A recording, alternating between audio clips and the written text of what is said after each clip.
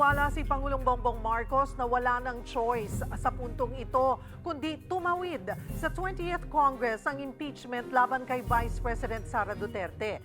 Para sa update, magbabalita live mula sa palasyo si Mobile Journal, Julie Baiza. Julie.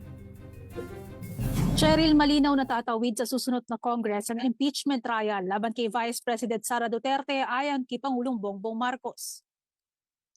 Sa ambush interview sa Malacanang, sinabi ni Pangulong Bongbong Marcos na tiyak na tatawid sa 20th Congress ang impeachment trial. Iginiit ng Pangulo na ipinauubaya nila sa Senado ang impeachment trial. Tinitingnan din daw nila ang mga hakbang na ginagawa ni Senate President Cheese Escudero.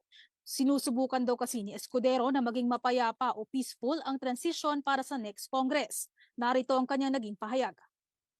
What is the controversy? It is very clear that it will. Because there's no way that even if they start the trial now, that they will finish it before the new senators come in. So, well, again, the senators will decide. Kasabay nito, nagbigay din ng update ang Pangulo sa gumugulong na balasahan sa kanyang gabinete. Sabi ni PBBM, nasa baba na raw sila ng mga opisyal na ina-assess. Paliwanag pa ng Pangulo, ongoing o magpapatuloy ang performance review. Tinitingnan ng palasyo na gawing quarterly ang pagtingin sa performance. Magsisilbi raw yung mensahe sa lahat ng ahensya ng gobyerno na pagbutihan ng trabaho.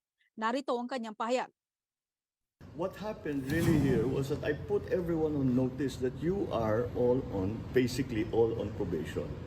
And okay, this time, it looks like yung iba, magbuti naman, maganda naman ang performance. Ngayon, nasa USEC na tayo, nasa mga agencies na tayo.